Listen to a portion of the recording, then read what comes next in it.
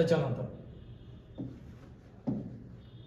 व्यापार तोल आणि व्यवहार तोल हे दोन्ही संकल्पना वेगवेगळ्या आहेत. तर बरोबर असेल या दोन्ही संकल्पना काय आहेत? बरोबर आहेत ना. तर याचा अर्थ सहमत आहात. सहमत आहे. मग व्यापार तोल काय आहे आणि व्यवहार तोल काय या दोघांची माहिती सांगणे. या दोघांची माहिती सांगताना दोघांचा वेगवेगळापणा काय आहे सांगायचं. म्हणून तुम्ही या कारणाशी काय सहमत आहात. त्यानंतर निर्देशांक हा अर्थशास्त्रीय दृष्ट्या खूप महत्वपूर्ण आहे. तर बरोबर आहे. तर सहमत आहे. सहमत आहे म्हणून तुम्ही त्याचं लिहू शकता. कारण सहमत आहे सांगण्यासाठी 1 मार्क आहे आणि बाकी 3 कारण लिहिण्यासाठी 3 मार्क असतात. 2 ओळीची कारण सांगत राहायचे. त्यानंतर राष्ट्रीय उत्पन्नाची गणना करताना कोणत्याही प्रकारचा तात्विक अडचणी येत नाही. तर हे चूक आहे. म्हणजे सहमत नाही. उत्पन्न मोजताना देशाचं उत्पन्न मोजायला तर अडचणी ते येतीलच. मग त्याच्यात कोणत्या कोणत्या अडचणी आहेत? तर डबल मोजणी केली जाऊ शकत नाही किंवा डबल मोजणी होते कधी कधी. अशा काय अडचण. म्हणजे वडिलांना समजा 10,000 रुपये पगार आहे आणि त्या वडिलांना 10,000तून 2,000 मुलाला दिले. तर मग हे 10,000 हे 2,000 12,000 मोजायचे का? नाही ना. 10,000 मोजायचं. अशी अडचण राहू शकते. दुहेरी मोजणे. दोनदा एकच पैसा 2 वेळेस मोजणे. त्यानंतर स्थूल अर्थशास्त्र हे सूक्ष्म अर्थशास्त्रापेक्षा वेगळे आहे. बरोबर आहे. हे दोघं जण वेगवेगळे आहेत. हे छोट्या छोट्या गोष्टीचा अभ्यास करते, हे मोठ्या मोठ्या गोष्टींचा अभ्यास करते. तर त्यामुळे दोन्ही संकल्पना वेगळ्या आहेत. म्हणून विधानाशी काय सहमत आहे. तर असे दाखवावं लागेल तुम्हाला. सहमत आहात की नाही. तर हे तिथं चूक किंवा बरोबर लिहायचं नाही. बरोबर आहे. तर तिथं जे सांगितलंय सहमत आहात की नाही तर तेच लिहून यायचं. तर ह्याचं सहमत नाही, ह्याचं सहमत आहे, पुन्हा ह्याचंही सहमत आहे, ह्याचं सहमत नाही, ह्याचं सहमत आहे. तर अशा पद्धतीने सहमत आहे सहमत नाही असं लिहून येणे. पुढे आपल्याला इथे आकृती दिलेली आहे. काय म्हणते बघा. खालील तक्ता आकृती व उतारा अभ्यासून हे दिलेले प्रश्न काय करा वाचवा. तर तुम्हाला माहित आहे हे तुमच्या चॅप्टर नंबर 2 उपयोगितेमधला भाग आहे. जर एखादा व्यक्ती वस्तूचे नग उपयोगितेमधला आहे तर एखादा व्यक्ती काय करतो. समजा भाकरीचे नग पकडतो आपल्याला. पहिली भाकर खातो, दुसरी भाकर खातो, तिसरी खातो, चौथी खातो, 5वी खातो. एवढं खाल्यावर त्याला काय काय उपयोगिता मिळते असं सांगितलंय. तर बघा वस्तूचे नग पहिली भाकर त्यानं खाली तर त्याला एकूण उपयोगिता म्हणे 6 मिळाली.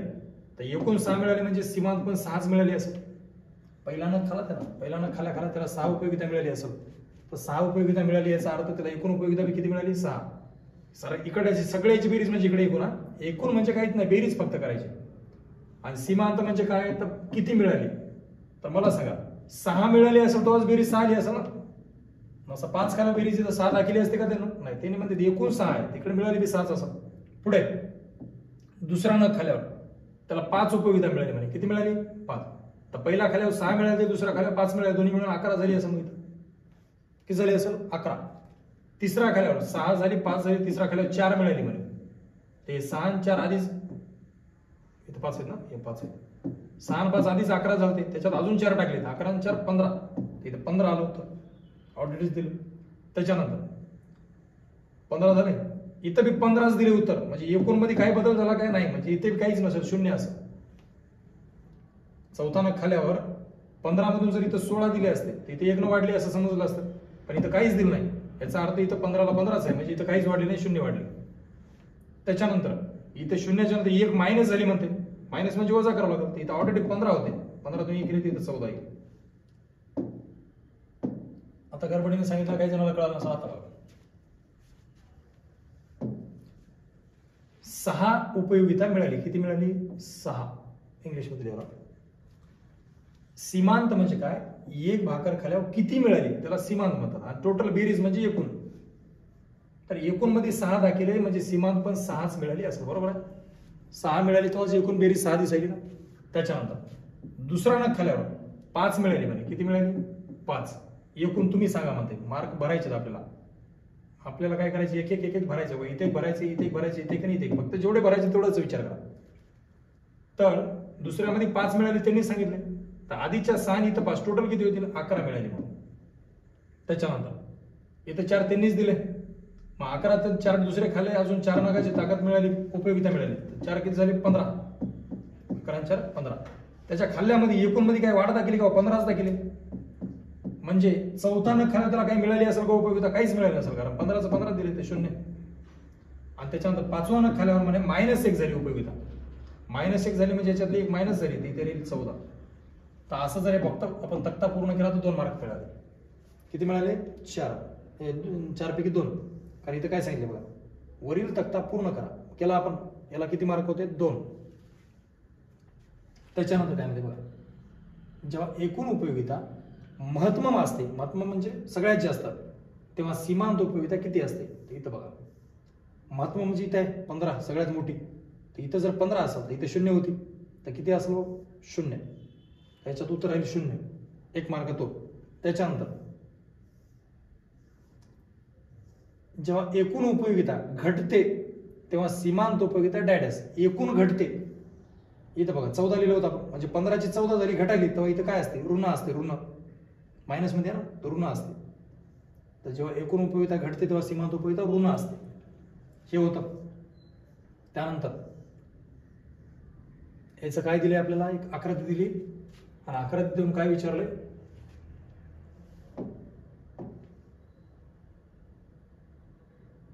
आकृती देऊन यामध्ये या आकृतीतले हे जे बिंदू आहेत ना, हे बिंदू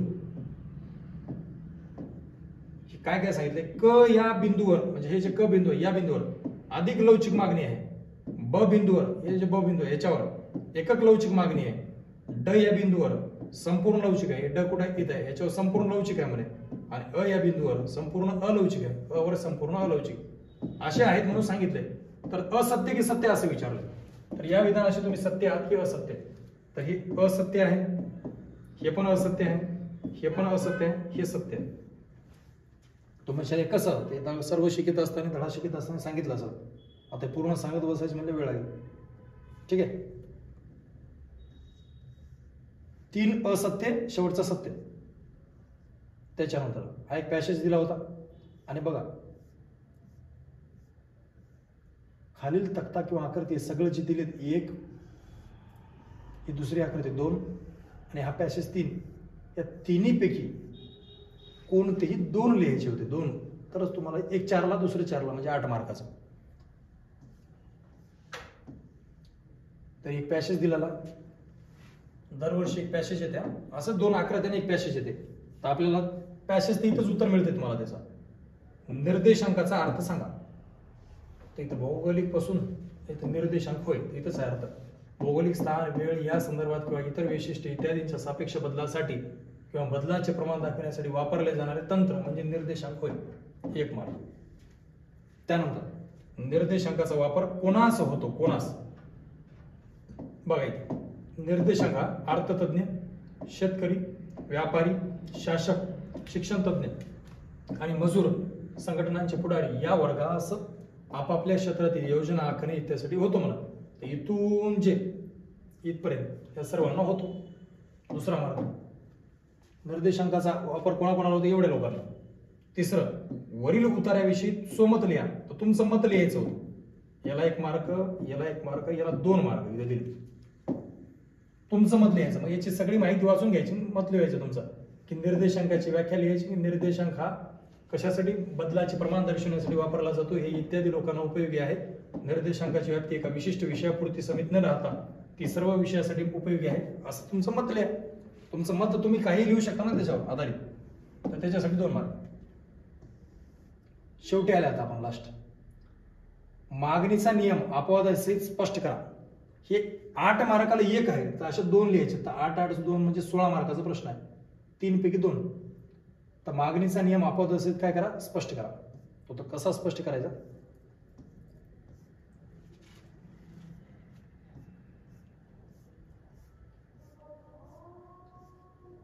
मागणीचा नियम काय करा? अपवादासहित स्पष्ट करा.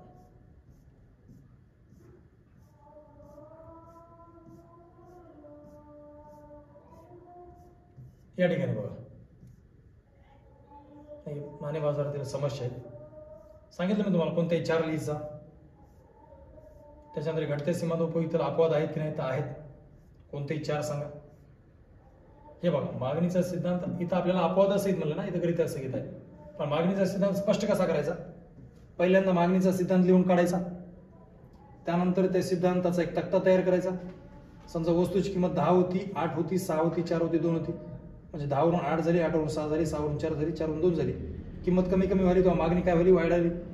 हे कमी कमी दाखवायचं, जास्त जास्त दाखवायचं. त्या कोष्टकाचं स्पष्टीकरण दाखवायचं. पुन्हा मग पहिल्यांदा सिद्धांत काढणे, सिद्धांत लिहिणे, मग कोष्टक लिहिणे, त्या कोष्टकाचं स्पष्टीकरण लिहिणे, 3 कामं झाली.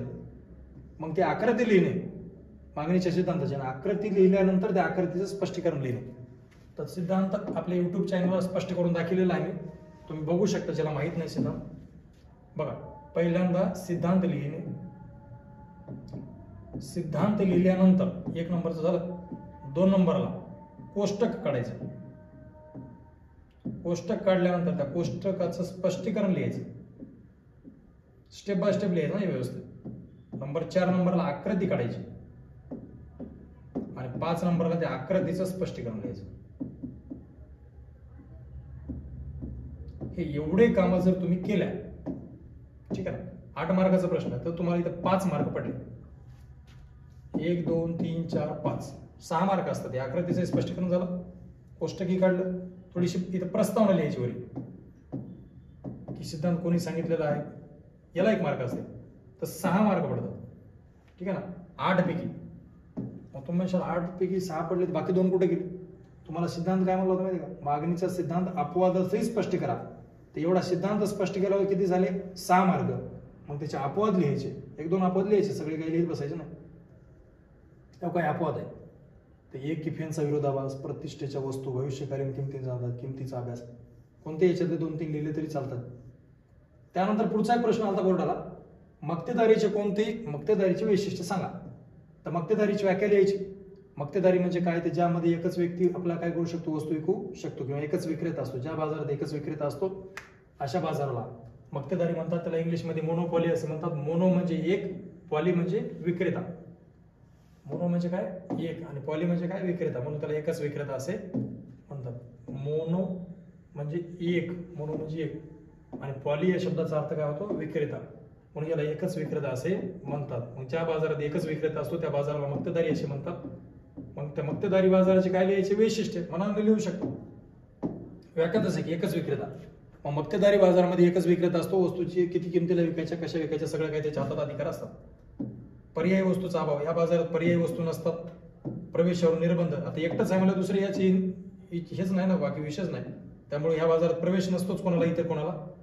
आणि हे जे आहे तेही बाहेर जात नाही, म्हणून यामध्ये इतर कोणी येत नाही ना, कोणी इथून जात नाही. विक्रेत्याच्या बाबतीत ग्राहक असू शकतात जास्त. त्यानंतर बाजार पुरवठ्यावर नियंत्रण, आता एकटंच आहे म्हणजे त्या बाजारावर सगळं काही नियंत्रण ह्याच असेल. किंमत करता, किंमत किती घ्यायची, काय घ्यायची ह्याच्यात मनावर. मूल्यभेद, इथं मूल्यभेद करू शकतो. एका ग्राहकाला ते 50 रुपयाला वस्तू विकल, तीच वस्तू दुसऱ्याला 60ला विकल, तीच वस्तू तिसऱ्याला 70ला विकल, म्हणजे तो मूल्यभेद बी करू शकतो. आणि उद्योग संस्था हाच काय? उद्योग आहे. तर अशा पद्धतीचे 4 वैशिष्ट्य 7 वैशिष्ट्य तुम्ही त्याचे लिहू शकता. तिसरा एक प्रश्न आला बोर्डाला, सार्वजनिक खर्च वाढण्याची कारण. यात तुम्ही मनाने लिहू शकता. सार्वजनिक खर्च का वाढू शकतो? म्हणजे मला सांगा, हे आपलं सरकार आहे, भारत सरकार, आणि भारत सरकार जे काही खर्च करतो, खर्च त्याला म्हणतात सार्वजनिक खर्च.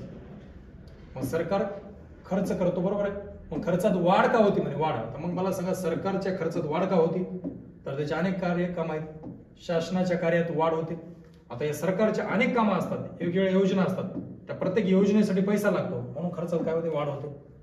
लोकसंख्येच्या वेगाने होणारी वाढ, लोकसंख्यात वाढ होत आहे, त्या प्रत्येक लोकसंख्येला काही ना काही सरकारला सुविधा द्याव्या लागतात, त्यामुळे त्याच्यात खर्चात काय होते? वाढ. असे काही खर्चात वाढवण्याचे कारण आहेत. शहरीकरण, संरक्षणात खर्चात वाढ, हे त्याचे मुद्दे आहेत.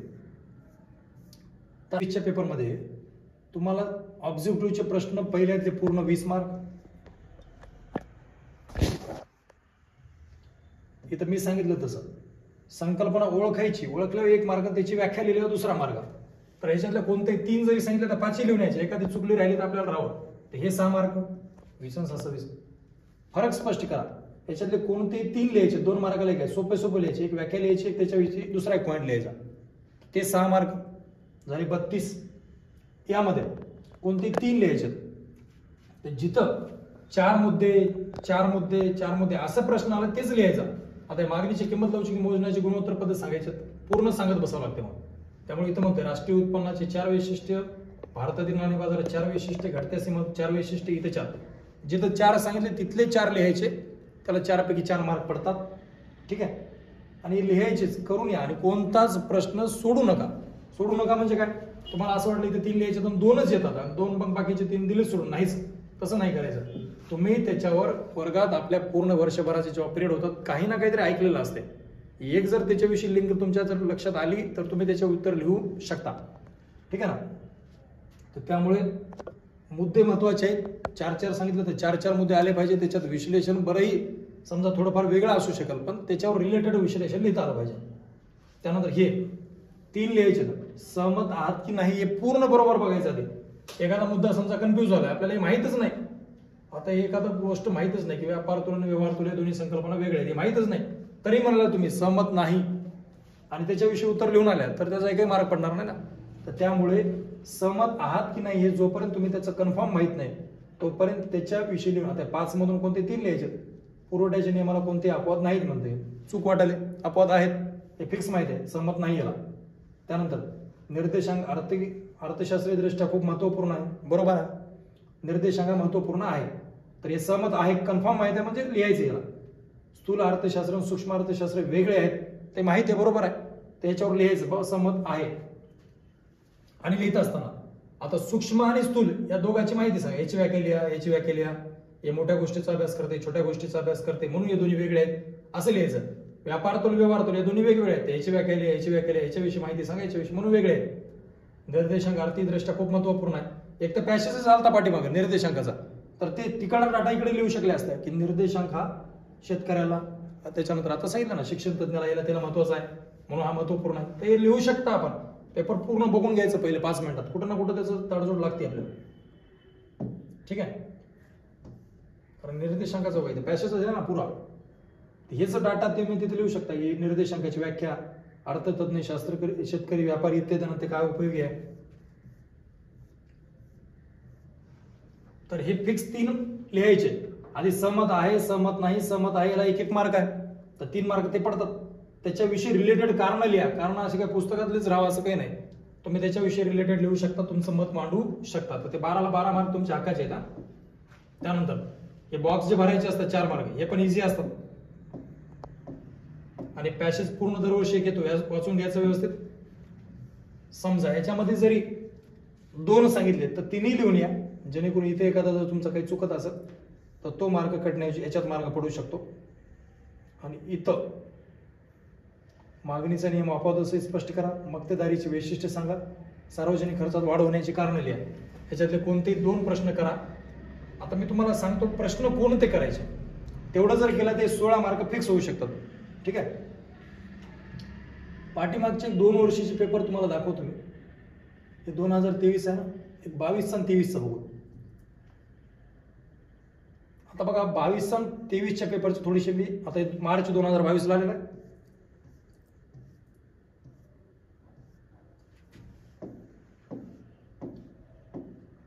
आणि एक आता आपण बघितलं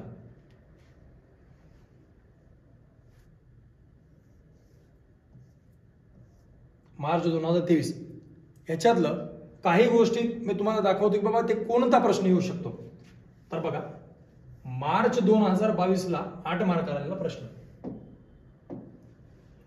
मार्च 2022 ला 8 मार्काला काय आला प्रश्न, मागणीतील विचलन व मागणीतील बदल आकृतीच्या सहाय्याने स्पष्ट करा. मागणीतील, बरोबर, म्हणजे 8 मार्कात जे 2 लिहायचे 8-8 16, त्याच्यात एक प्रश्न आलाय मागणी धड्यातला, बरोबर आहे.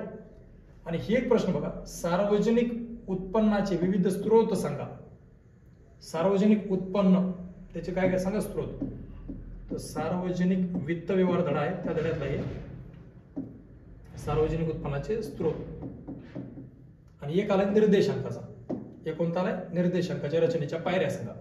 परंतु हे 2 कन्फर्म लक्षात ठेवा, मागणी धड्यातला एक, सार्वजनिक वित्त व्यवहारातला एक.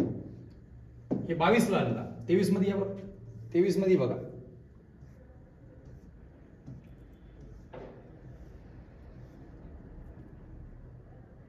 हे 23चा पेपर.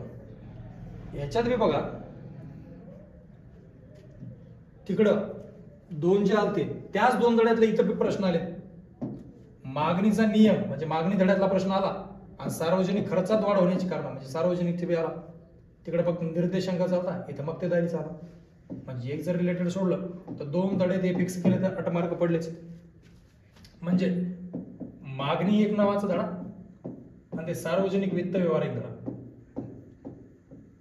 हे 2 धड्यातलेच 8-8 मार्कासाठी प्रश्न येतात. हे 2022चा पेपर बघितला, 2023चा पेपर बघितला, मार्च मधले तर बघितले. सप्लिमेंटरी मध्ये जर परीक्षा होतात, काही विद्यार्थी फेल झाल्यानंतर त्यांच्यासाठी जुलैमध्ये एक परीक्षा होती सप्लिमेंटरीची, त्याही प्रश्नपत्रिका बघितल्या मी, त्याच्यात हे 2 धडे चाललेले. म्हणजे एवढं तर कन्फर्म झालंय की मागणी एक धडा, सार्वजनिक खर्चाचा जो धडा आहे सार्वजनिक वित्त व्यवहार, या 2 धड्यातले मेन प्रश्न येतात 2. तर तुम्ही जर ते 2 धडे व्यवस्थित केल्या तर तुमचे 16 मार्क फिक्स. 2 धडे करूनच टाका. आता तुम्ही बसल्या त्याच्यात काय काय मागणीचं बघा काय काय.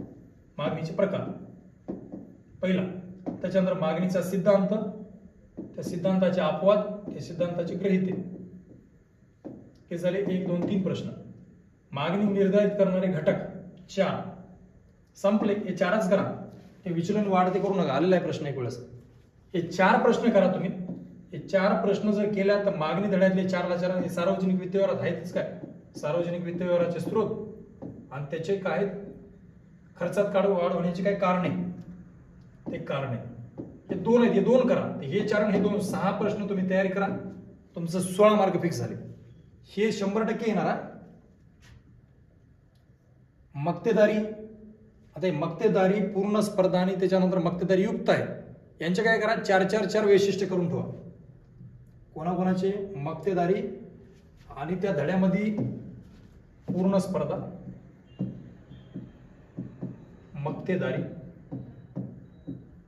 आणि मक्तेदारी युक्त, ते अल्प अधिकारी आहे,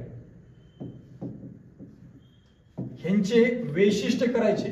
तर काम करायचं की यांच्या वैशिष्ट्यामध्ये किती आहेत बघायचं नाही, फक्त 4 मुद्दे आणि ते बी टेक्निक लावायचे. पूर्ण स्पर्धेमध्ये जे वैशिष्ट्य आहेत तेच वैशिष्ट्य काही इथं पण आहेत, तेच वैशिष्ट्य काही इथं बी आहेत, तेच काही इथं आहेत. तर कॉमन मुद्दे बाजूला काढा. पूर्ण स्पर्धेचे 4 मुद्दे, त्याच्यात ह्याच्यात किती आहेत बघा. हे 4 मुद्दे या तिघाला लागू पडतात. असे काही मुद्दे आहेत.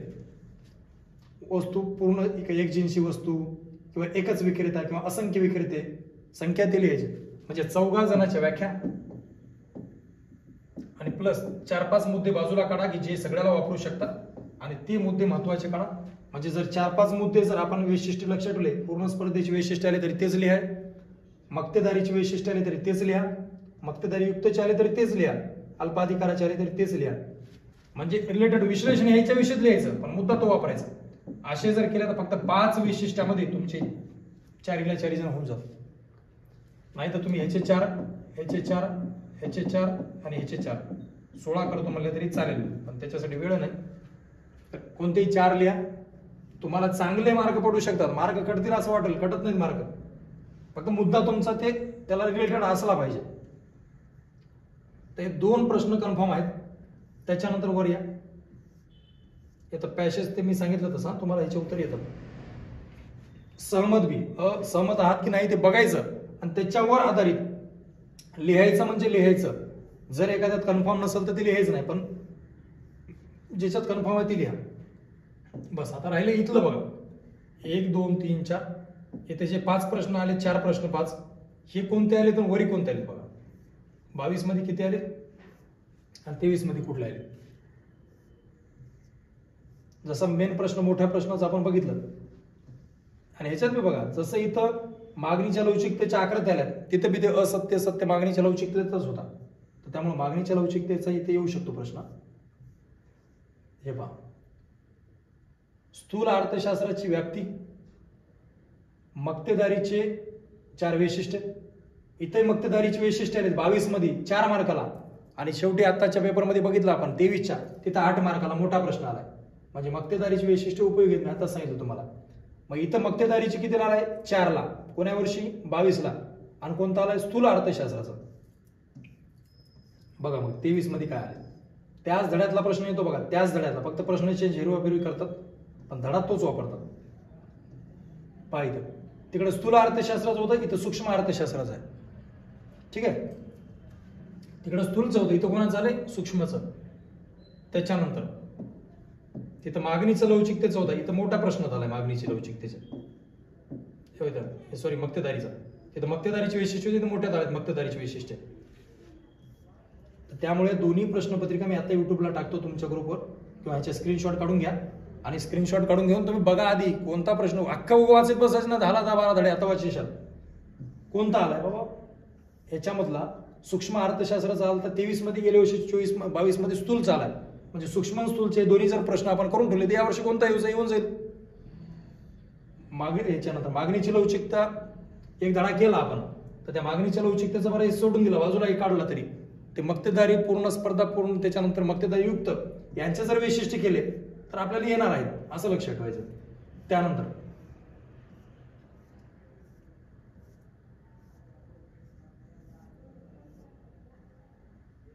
हे बघा, इथं उपयोगितेचे कोणतेही 4 वैशिष्ट्य विचारले, त्याच्यात मागणीची किंमत लवचिकतेची का, इथं मोजण्याची गुणोत्तर पद्धती 22 ला बी आली ती, आणि यावर्षी 23 ला बी आली. म्हणजे प्रश्न रिपीटेड होऊ शकतो. 22 ला जो प्रश्न आला तोच 23 ला येऊ शकतो, म्हणून असं करू नका की बाबा यावर्षी तो येणार नाही. गुणोत्तर पद्धत आलं तर इथे मागणीची लवचिकतेची गुणोत्तर पद्धत काय करा, स्पष्ट करा. 22 ला जो प्रश्न आला तो 23 ला आलाय, 22 ला फक्त इथं खाली आलाय, इथं 23 ला वर आलाय. घटत्या सीमांत उपयोगितेची इथं कोणतेही 4 अपवाद सांगा मला, तिथं घटत्या उपयोगितेचे काय सांगा मला, वैशिष्ट्य.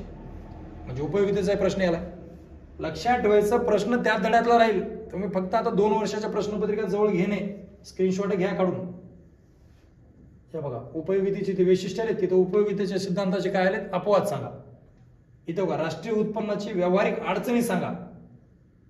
राष्ट्रीय उत्पन्न, तिथे राष्ट्रीय उत्पन्नाचा प्रश्न आला, राष्ट्रीय उत्पन्नाचा प्रश्न आलाय. हे पहा, राष्ट्रीय उत्पन्नाची ती वैशिष्ट्य आली, तिथे अडचणी आल्या.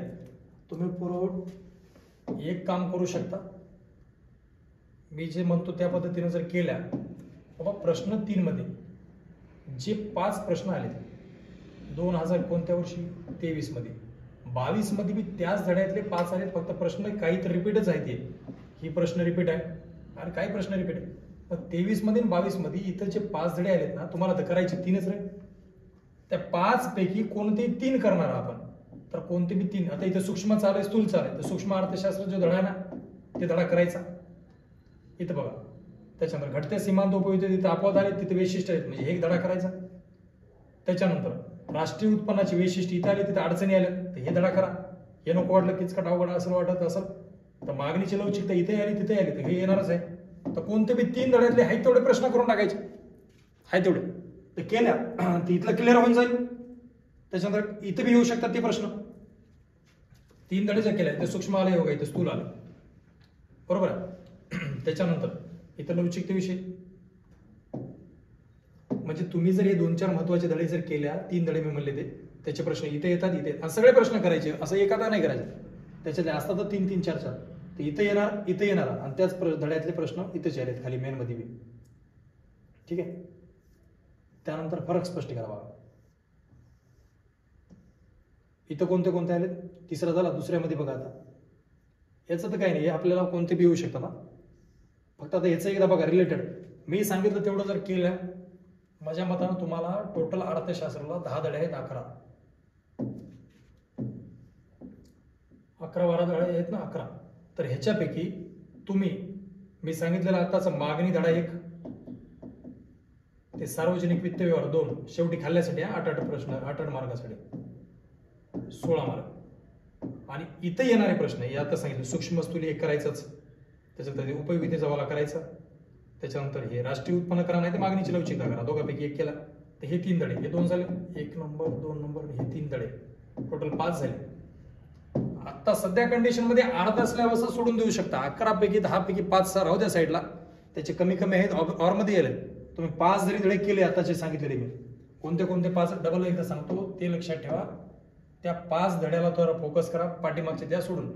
कोणते 5? पहिला स्थूल सूक्ष्मवाला, सूक्ष्म अर्थशास्त्र, स्थूल अर्थशास्त्र. 2रा ते कोणता आहे? उपयोगितेचा. तिसरा मागणीचा,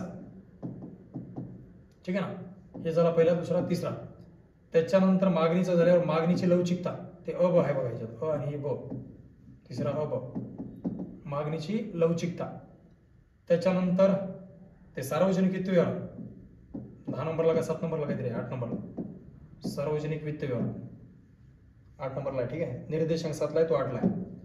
तर 1 2 3 4 5 हे पहिला, दुसरा, तिसरा अ ब दोन्ही बी आणि 8वा एवढं करा. आणि राहिलं सोयलं ते बाजाराचे प्रकार 5-6 नंबरला ना पूर्ण स्पर्धा, ते तुम्ही एवढे धडे करा बस. तुमचा पेपर मला उद्या आल्यानंतर सांगा की चांगल्या पद्धतीने 90 क्रॉस करून जातात तुम्ही. आत्ता तुमच्याकडे अजून टाइम आहे, उद्या दुपारी 3ला पेपर आहे.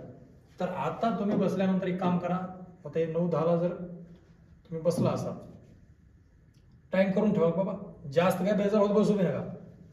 हे 2 वर्षाच्या प्रश्नपत्रिका घ्या, 22ची आणि 23ची स्क्रीनशॉट काढून, नाही तर तुम्हाला गुगलला मिळतील. 22-23च्या 2 प्रश्नपत्रिका घेणे पहिलं काम. पहिला धडा प्रकरण पहिले करणे, प्रकरण दुसरे करणे. याच्यातले किती प्रश्न आहेत तेवढे करा, सूक्ष्म स्थूल, आणि 4-4च मुद्दे घेऊन करा. सूक्ष्म अर्थशास्त्राची 4 वैशिष्ट्ये, स्थूलची 4 वैशिष्ट्ये. सूक्ष्म अर्थशास्त्राची 4 महत्व, स्थूलची 4 महत्व, बस संपलं. ते ऐतिहासिक वाटचाल ते काय असेल तर ते राहू द्या बाजूला, हे 4-4 करा. दुसऱ्या चॅप्टरमध्ये या, याच्यात उपयोगितेचा धडा आहे, तर उपयोगितेचे प्रकार, उपयोगितेची वैशिष्ट्ये, उपयोगितेचा सिद्धांत, एवढंच करा. तर सिद्धांताच्या अडचणी, तात्विक अडचणी ते काय नका ते. तिसरा धडा मागणी, मागणी झाल्यावर मागणीचे प्रकार, मागणीचे वैशिष्ट्य नाहीत, मागणीचे प्रकार, मागणीचा सिद्धांत, मागणी निर्धारित करणारे घटक, संपलं. चौथ्यामध्ये या मागणीची लवचिकता. मागणीचे लवचिकतेचे प्रकार आहेत ते, मागणीची लवचिकते बाजूला ठेवल्या तरी जमते, तो धडा मोठा आहे तुम्हाला, अ ब ते करा. बाजाराचं, त्याच्यात पूर्ण स्पर्धा, मक्तेदारी युक्त, त्याचे 4-4 वैशिष्ट्य बाजूला काढून तेच ठेवायचे. त्याच्यानंतर मी म्हणलं सार्वजनिक वित्त व्यवहार. आता ह्याच्यातले एक 6 धड्यातले आज तुमचे 2 जरी झाले, 2-3, आज 10-12 पर्यंत बसला असाल तर 3 होतील, राहिलेले उद्या 3 करा. तर उद्या 3ला पेपर आहे, तर 2 पर्यंत जर तुम्ही हे सगळं केल्या आणि परीक्षेला गेल्या तर संपलं. तुमची तयारी 90 क्रॉसची होऊ शकते. अर्थशास्त्र अवघड नाही, अर्थशास्त्राचे टेक्निक लावून अभ्यास करावा लागते. काही जण आता काय करतात, पुरेला पुरे वर्षभर बघितलं नसतं तेवढं, 11 धडे आहेत, एक एक एक एक एक एक एक एक पुरा धडा वाचित बसतात. ते 1ला 1, 11ला 11 कला वाचवायचे, कारण याला 1 ना 1 इथं और आहे ना. तर तुम्ही याच्यातले कोणते बी 6 काढा. मी ते 6 सांगितले कोणते काढायचे, 5 राहू दे सोडून साईडला. 6 धड्याची चांगली तयारी करा. ते 6 तुम्हाला 80 पैकी 75+ मार्क पाडून देतात. 80 पैकी, कॉलेजचे तर 20 वेगळेच, प्रॅक्टिकलचे 95 मार्क. एवढी टेक्निक करा. दरवर्षी मी अशा पद्धतीने सांगतो. तुम्ही प्रश्नपत्रिका टॅली करून बघा कोणता कोणता आला होता. 22चा बघा या ठिकाणी कोणते कोणते फरक आले आणि 23 मध्ये कोणते आले. तशा पद्धतीने फरक येऊ शकते, त्या धड्यातले येऊ शकतात. ठीक आहे ना. एवढं करा. एवढं केल्याच्या नंतर तुम्ही स्वतः तुमची तयारी बघू शकता, मार्क मिळवू शकतात. आणि इतकं काय असेल, जर कमेंटमध्ये काय अडचण असेल तर करू शकता. नंबर आहे त्याच्यावर कॉल करून पण देखील मला विचारू शकता. धन्यवाद.